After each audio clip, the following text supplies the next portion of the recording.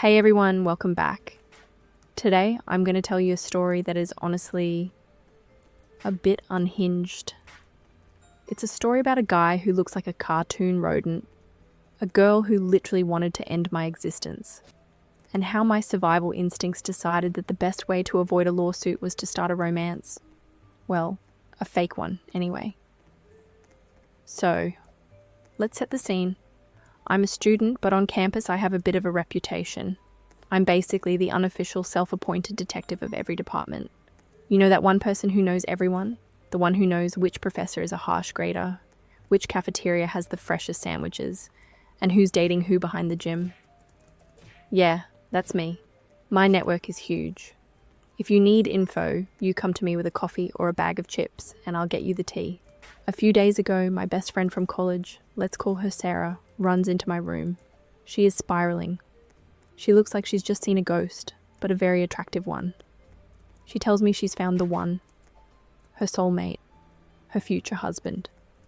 Apparently he's a student from the engineering department, and according to her, he's a solid 10 out of 10. Now, as her designated private investigator, I had to see this prize for myself. I couldn't just take her word for it. So she drags me across campus to the engineering wing.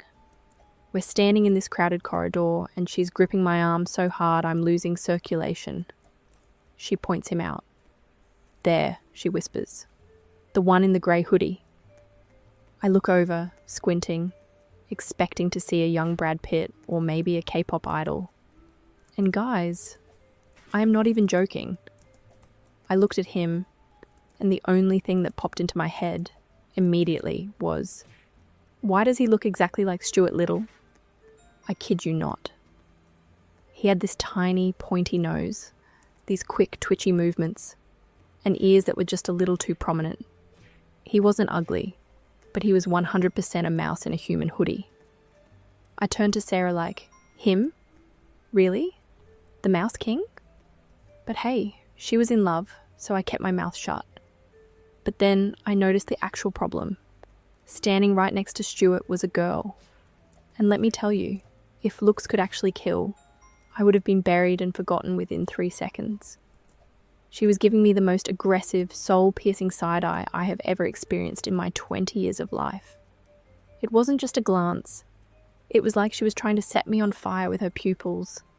I whispered to Sarah, okay, I've seen enough. I've gathered the intel. Let's go before she uses her dark magic to turn me into a frog. We left. But little did I know, this was only the pilot episode of the Stuart Little saga. The next few days were a complete fever dream. I don't know what was in the water at the engineering department that week, but something was happening. Over the next 48 hours, more than 10 of my friends, girls from different majors, different social circles, came to me. And they all said the same thing. Hey, I saw this really cute guy in the hallway. Can you find out if he's single? And every single time, it was the mouse. It was Stuart Little. And every single time I went to confirm his identity for them, Side-Eye Girl was right there. She was guarding him like a Secret Service agent protecting the president. It became a routine. I'd walk by to gather intel, and she'd be there, her eyes following my every move like a hawk watching a rabbit. Eventually, I did my job. I found out they were in a very serious relationship. I broke the news to all 10 girls. They were devastated for about 5 minutes, because honestly, we have standards, and we don't chase someone who's already taken. And then we all moved on. Case closed. The detective was going back into retirement, or so I thought. Yesterday, I'm sitting alone in the cafeteria. It's a beautiful day. I have my lunch.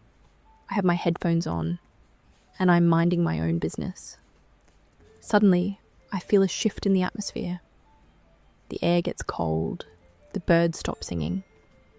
I look up, and there she is. Side-Eye Girl is marching toward my table like she's about to lead a Spartan army into battle. She looked beyond furious. She looked like she was ready to catch a felony charge. She gets to my table and, boom, She slams her hand down so hard my juice box literally jumped. I didn't even look up at first. I just kept chewing my sandwich, thinking about my life. See, my head of department had already warned me twice about creating a ruckus on campus. One more fight, and I'm kicked out. I had to stay calm.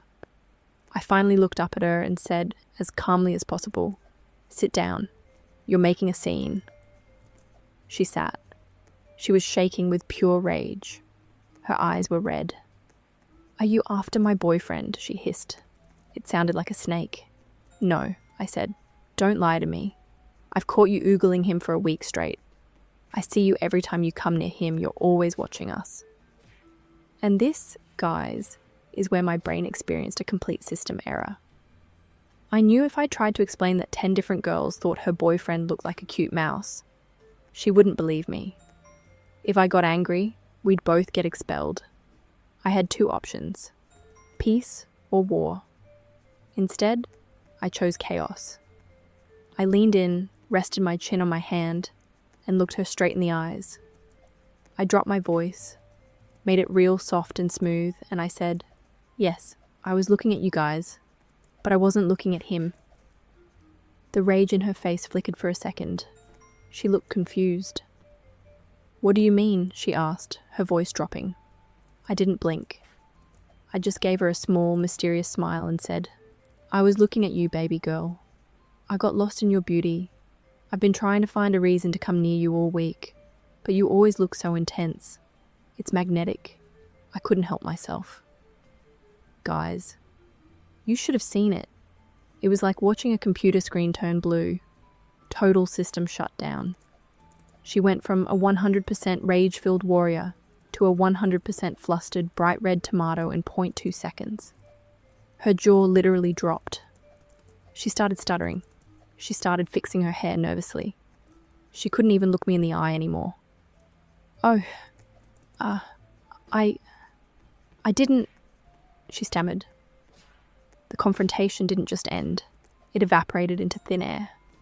She stood up, looking at her shoes, and mumbled something like, "Oh, okay then. I guess I have to go to class." She practically tripped over her own feet, trying to leave the cafeteria as fast as possible. And that, my friends, is how I accidentally rizzled my way out of a campus war.